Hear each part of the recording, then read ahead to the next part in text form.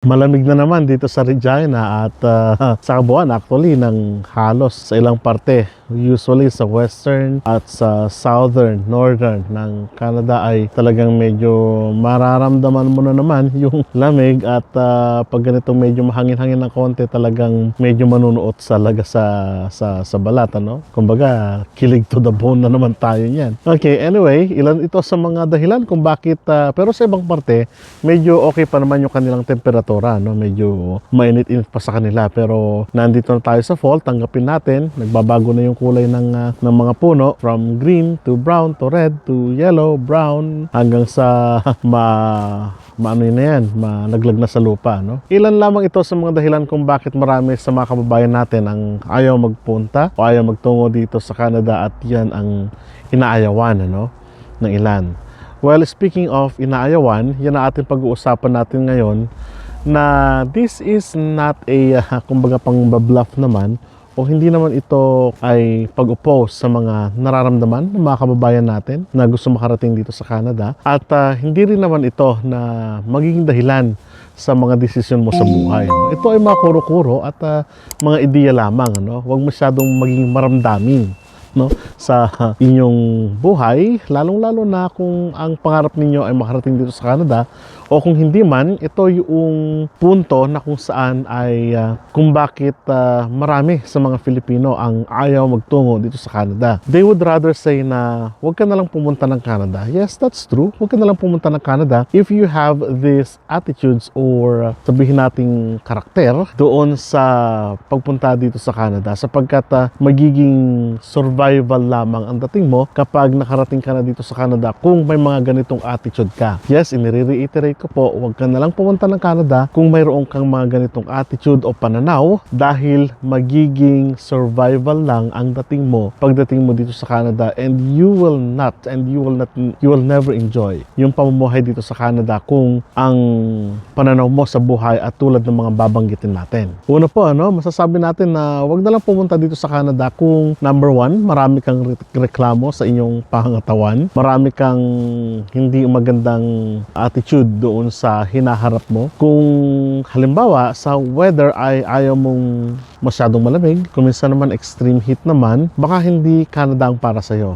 Maring sabihin ko sa'yo na huwag ka na lang pumunta dito sa Canada kung magiging ganito ang pananaw mo dito sa Canada sapagkat ang abroad naman talaga ay hindi kinakailangan na kumbaga perpekto lahat, ano? Nagrereklamo ka sa bawat item ng iyong buhay. Halimbawa, ang sistema dito ay kaiba sa sistema ng Pilipinas at yun ay irereklamo mo sa katawan mo. At halimbawa naman sa pagkain, ibang-iba ang pagkain sa gawi ng pagkain dito sa Canada. Ngayon din, huwag ka nang pumunta dito sa Canada. Ngayon din, sa mga bagay na nakikita natin, kung hindi ka handa na makita yung pagbabago sa buhay mo at marami kang inirereklamo in terms of pamumuhay, gawi, alituntunin, batas, lahat ay magkaiba talaga. Hindi mo po pwedeng ikasal ang isang bansa sa isang bansa pa na mayroong sariling batas, mayroong sariling alituntunin, mayroong sariling kultura, mayroong sariling paniniwala. Hindi mo po pwedeng sabihin na ganito sana sa Canada, yung parang sa Pilipinas pa. Iba ang Pilipinas sa Canada. Iba rin naman ang Canada sa Pilipinas. Parang ganun lang po yan, ano? So yung pananaw natin ng pagkakaroon ng masyadong mareklamo sa buhay, medyo sila yung nakikita natin dito na ang lamig-lamig naman. Sobrang lamig naman, sobrang init naman. Sila yung mga nakikitaan natin ng ganon. Medyo it's a no-no sa pag-ngibang bansa, no? Pero kung may preferred na bansa kayo, go for it.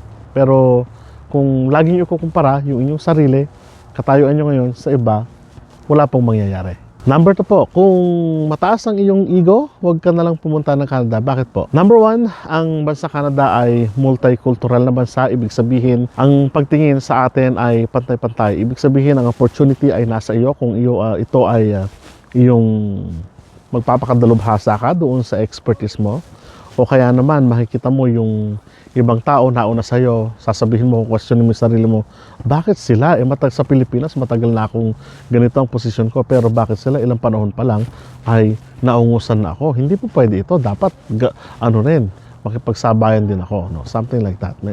Tama rin po yun. Magdi-dream ka. Pero, Iba na kasi pag ang ego ang pinairal. Medyo makasasama na po kasi yon, no? Yung ego natin ay isa ito sa, kung titignan natin mabuti, marami sa mga kababayan natin at marami sa mga, kahit sa Pilipinas, ano, ego ang number one na pumapatay ng pangarap natin. At ego rin ang sumisira sa kung ano yung plano natin sa buhay, no? Halimbawa nito, yung pagkakaroon nga ng posisyon sa Pilipinas pagkatapos ay wala kang posisyon dito, parang ano ba naman ito? Ano itong pinasok ko? Medyo natapakan yung ego mo ng konti, uwi na ako ng Pilipinas, o kaya naman ayoko dyan dahil ganyan ang kalakaran sa Canada. Something like that. Wala tayong magagawa doon. Number 3, baka naman ayaw mong bumaba sa dati mong posisyon, ano? Ito na sinasabi natin, kakonekta ito ng ego, no? Huwag ka lang pumunta ng Canada. Kung halimbawa ay executive ka dyan, and then, o kaya naman manager ka dyan, supervisor ka dyan, and then pupunta ka rito, maglilinis ka lang ng mesa, magki-cleaning ka, something like that. O kaya naman yung posisyon mo, hindi mo nakuha agad, galit ka na. O kaya naman sinusumpa mo na ang Canada. May mga ganyan na comment tayong nababasa na dati ako manager pero pagdating ko dyan ay tagahugas lang ako ng kubeta kaya umuwi ako ng Pilipinas. Well, nasa sa inyo po yon. It is your choice naman po talaga.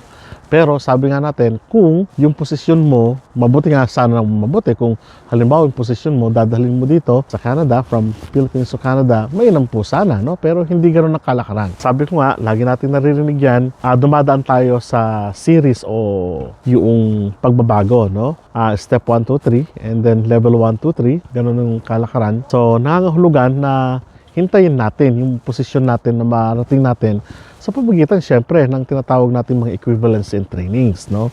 Hindi naman agad-agad lahat ay makukuha natin agad. Number 4, no? Tumitingin ka lang sa sarili mo at kayang-kaya mong hamakin ng iba. Yan yung marami sa hindi magandang kaulagalian ng mga Filipino sa kasalukuyan at sa nakaraan, no?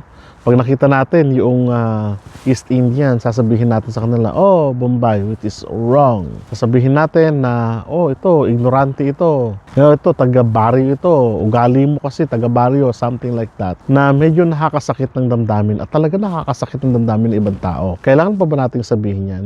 Dito sa Canada, hindi na po natin maririnig yung mga ganyan. Oh, ang itim-itim mo, maluga ka, something like that. Na tinitignan mo lang yung sarili mo, no? At medyo may pagka-discriminatory ka sa mga bagay-bagay. Hindi ka magiging masaya dito sa Canada, no? Kasi tinitignan mo lang yung sarili mo at ibinabata, ang magiging batayan mo yung sarili mo doon sa iba. So, hindi po maganda yan na pag-uugali dito sa Canada, sa Pilipinas, at yan po ay mariing pinagbabawal ng Canada na hindi po tayo dapat magkaroon ng hindi pantay na pagtingin sa ating kapwa, no?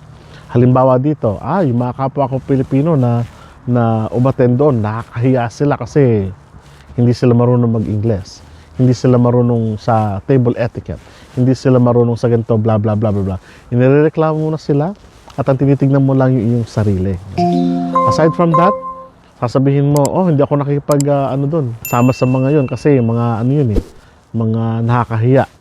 O kaya naman sasabihin mo, oh, yung mga Filipino na yun ay ayaw akong kasama kasi ganito sila. Bisaya sila, Cebuano sila, Tagalog sila, Ilocano sila, Ifugao sila, Igorot sila. Kung ganyan po ang attitude natin o magiging attitude natin dito sa Canada, hindi po tayo magiging masaya sa kapwa natin mga Filipino. At ako po mismo ay nakakakita ng mga ganyang tao dito sa Canada. Mayroon po ng mga taong ganyan, no? Dito sa Canada. Pero siyempre, hindi ko sila pakikialaman kasi buhay nila yon. Pero nakikita ko naman sa kanila, parang hindi na tumasaya kasi wala silang kaibigan, hindi sila nakikipag-mingle sa ibang tao. Mahirap po yun, no? Alam natin na ang Canada ay multicultural na bansa. Kung ano yung ugali natin hindi maganda sa Pilipinas, iwanan na natin. Huwag na nating dalhin dito. Next, negatibo. Napaka-negatibo naman ang iyong pananaw sa buhay. Wala nang maganda, kundi yung sarili mo, no? Sa tingin mo doon sa mga bagay-bagay ay negatibo. Sasabihin mo, ang insurance sa Canada hindi maganda kasi binabayaran mo at ikaw din naman pala magbabayad, ang mahal-mahal. Hospitalization sa Canada, sabihin mo na, hindi maganda kasi kailangan mo maghintay. Ang hospitalization doon sa Canada, kailangan mo ng doktor. Ang hospitalization sa Canada, bla bla bla. Ang tax sa Canada, napakataas. Ang tax sa kanto. Wala nang hindi maganda kundi yung sarili mo, no? At ang tingin mo sa bawat elemento ang tingin mo sa bawat individual, ang tingin mo sa bawat pangyayari ay napaka-negatibo, hindi magkakaroon ng kasiyahan. O yung term ng aking mga lolo noon, walang kasiyahan sa buhay, parang gano'n, no? So, hindi rin maganda yon. Hindi ka magtatagumpay kung mahihirapan ka doon sa paggamit ng iyong mga pangarap. Malamang kung mapupunta ka dito sa Canada kasi iba yung pananaw mo di ba? So, baguhin natin yung ganong eksena natin sa buhay. Yung number 6 na tayo, no? Walang ibang tama kundi ikaw. Wala nang ibang tinignan ang iyong kaisipan, ang iyong damdamin kundi ikaw, no? Napaka-selfish naman ng taong ganito, no? Kasi dito po sa Canada, sabi natin, ang pagtatrabaho ay alam natin na ang mga Canadians ay alam nila na tayo ay immigrant. Alam nila tayo ay mga dayuhan sa kanilang bansa. Therefore, alam nila kung tayo ay may hindi magandang elemento, may hindi magandang damdamin sa ating pangatawan, ano? Na wala nang ibang tama kundi ikaw. Pinapakita mo halimbawa sa trabaho, no? Sasabihin mo sa kanila, oh, back home, ganito, ganito, back home, ganito, ganito, back home, ganito, ganito. Hindi namin ginagawa yun, hindi namin ginagawa yung ganito. Well, sasabihin po sa inyo, back home po yan. Iba na po yung sistema natin dito, no? Huwag niyo pong ikumpara yung ginagawa niyo sa Pilipinas sa ginagawa niyo sa kasalukuyan. O kaya naman, pagpunta niyo po dito sa Canada, ay baguhin niyo po yung pananaw niyo gano'n, no? Dapat i-introduce ko ito, ganito. Well, kung sinabihan ka na introduce mo yon, well and good, no? Yung mga pangyayaring gano'n. Halimbawa, no? Sa yung mga lagi kong sample, no? Halimbawa sa restaurant. Oh, yung ganito, ang sistema namin ay 1, 2, 3, 4, 5. E paano kung sistema nila dito ay 0, 1, 2, 3, 0, 4, 5, 6, something like that. Iba yung sistema nila. So, ano yung susundin mo? Yung sistema kung saan ka nasa kasalukuyan o yung sistema kung saan ka dati, no? So, ganun lang po yung ibig sabihin nun. Na hindi mo po pwedeng i-insist yung iyong sarili na ikaw palagi ang tama dahil mayroon usually ang mga company sinusunod na protocol o may mga bylaws, rules and regulations din po sinusunod na katulad din po sa Pilipinas, pero nasa inyo na po yan. So again, huwag ka nang pumunta ng Canada kung ganyan po ang iyong pananaw. Hindi po maganda. Number 7, ayaw mo nang may naisasakripisyo, no? Halimbawa, lilipat ka na o iniisip mo pa lang, naku, may iwan ko yung family ko. Naku, ganito. Gagastos ka ng malaki dyan sa Canada. Naku, ganito. Iiwan mo yung kabuhayan mo dito sa Pilipinas. Pumunta ka lang sa Canada para magtrabaho doon. Iwanan mo yung magandang buhay mo dito para lang magtrabaho ka doon. Well, kung yun ang pananaw mo, huwag ka na pumunta dito sa Canada, no? Dahil, sabi nga natin, ang pangingibang bansa kahit saan naman po yan ay may kaakibat na sakripisyo, no? Pumunta ka ng Dubai, sakripisyo mo pa rin. Iwan pa rin yung family mo. Pumunta ka ng Estados Unidos, ganun pa rin. Pumunta ka ng Europe, ganun pa rin. Ibig sabihin lang po, hindi lang po Canada ang bansa, no? Therefore, kahit saan bansa ka pumunta, kahit na nasa Pilipinas ka, may magsasakripisyo ka pa rin, ano? May mga bagay na isasakripisyo ka. Halimbawa, masaya ka. Pero, may mga elemento sa buhay mo, hindi ko na po iisa-isahin, ano? May mga elemento o may mga bagay sa buhay mo na talagang isasakripisyo mo rin, ano? Halimbawa, sa akin, nag-abroad ako. Punta ako dito ng Canada. Kasama ko yung family ko. Dati, nung una, sabi ko, hindi ko muna makukuha yung family ko. Sana. So, nangyayari na po yan. Nakukuha ko na yung family ko, mga parents-in-laws, kapatid, something like that. Yung tatay ko naman, ayaw nung pumunta rito. So, malaking sakripisyo yun para sa amin. Naiwan ko yung tatay ko doon. Namin, kakosana. Pero may nag-aalaga naman at may kasama naman doon. So, sakripisyo din yun, no? Hindi kailangan na maging perpekto yung pagpunta mo dito sa Canada. Well, again, kung ganito ang pananaw mo na ayaw magsakripisyo, kahit nagatiting, kahit na nandito ka na magsasakripisyo ka pa rin, huwag ka na lang pumunta ng Canada. Diyan ka na lang sa position mo. Yeah. Number 8, no? Walang ibang maganda kundi ang Pilipinas. Tama naman po yan. Kahit sa akin, sasabihin ko, maganda ang Pilipinas, no? Pero hindi lahat ay maganda sa Pilipinas. Maganda po ang Canada, pero hindi lahat ay maganda sa Canada. Maganda ang Switzerland, pero hindi lahat ay maganda sa Switzerland. Maganda sa Australia, pero hindi po lahat ay maganda sa Australia. It comes to a sacrifices, balance, lahat na po nandiyan yan. Hindi mababalanse ang isang bagay kung walang negative at positive. So may magandang tanawin dito, may magandang tanawin din dyan. may trabaho dito, may trabaho din po dyan. Kaya lang ay medyo kulang. No? So, kailangan lang natin i-balance yung mga sarili natin na hindi lahat ay maganda sa Pilipinas, hindi lahat ay maganda sa Canada. No? Kasi yung mga comment na nababasa ko, sinasabi nila ay, nako, dyan, walang ano dyan, walang kapitbahay, hindi mo makikilala. Well, tama naman po yun. Kung hindi mo makikilalanin yung kapitbahay mo, no? O, dyan, walang street foods dyan. Well, talagang walang street foods dito kasi hindi yun ang kultura ng Canada. Walang lechon dyan. Sa ngayon po may lechon na. Wag kayo. May lechon na dito. May naglilechon na dito. No? So, ano pa ba? Walang pinapaitan dyan. Walang kaldo dyan. Walang ano dyan. Well, kung ganun pananaw mo, so be it. No? Ano pa ba? Yung usually na sinasabi nila na walang mas maganda sa Pilipinas. No? Maganda dito sa Pilipinas kasi yung bahay mo, walang tax, hindi ka nagtatax. Iba naman po sa Pilipinas, iba naman po dito. No? Dyan, kasi binabayaran nyo yung ano nyo, health niyo, yung hospitalization and everything. Kasama na po sa tax yun. Ganun lang po yun. May insurance, yes, may insurance din po dito. Pero, ang maganda dito sa Pilipinas, walang insurance. Yun. So be it, no? So, ganun lang po yung ibig sabihin nun, no? Na hindi lahat maganda sa Pilipinas, ganun din po sa Canada. No? May mga bagay na positibo, ganun din po sa Canada. So, it comes in a positive and negative aspect. Next one po, ang tingin mo sa kapwa mo tao ay palaging kaaway mo o kaagaw mo. No, kaaway at kaagaw. Ang tingin mo doon sa pananaw mo doon sa kapwa mo tao na lagi kang parang feeling mo inaagawan ka, no? Sa posisyon sa trabaho, sa mga pag nakikita kasi, ito kasi nakikita ko sa iba, no?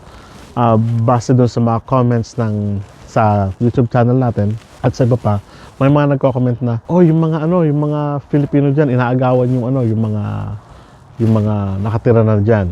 Hindi po namin inaagaw. Nagkataon na inimbitahan po kami ng gobyerno ng Canada at makapagtrabaho, makapamuhay po dito. So, hindi po namin sila inagawan. In-offer na po nila ito sa mga Canadian pero wala pong may gusto ng mga posisyon na hinahawakan namin ngayon. O kaya naman, sinasabi ng ilan na yung mga Filipino dyan, ito yung thinking ng mga laging may kaagaw. Yung mga Filipino dyan, napayabang lang kasi yung mga sasakyan nila, ganito, bla bla bla bla bla. Hindi naman totoong mayaman, parang ganon. Hindi natin kailangan sabihin na mayaman ako, mayaman sila, mayaman kayo. Hindi natin kailangan sabihin yon. Ano ba, naagawan ka ba ng eksena doon sa bagay na yon o sa mga bagay na yon? Ano yung pananaw mo patungkol sa kapwa mo tao, no?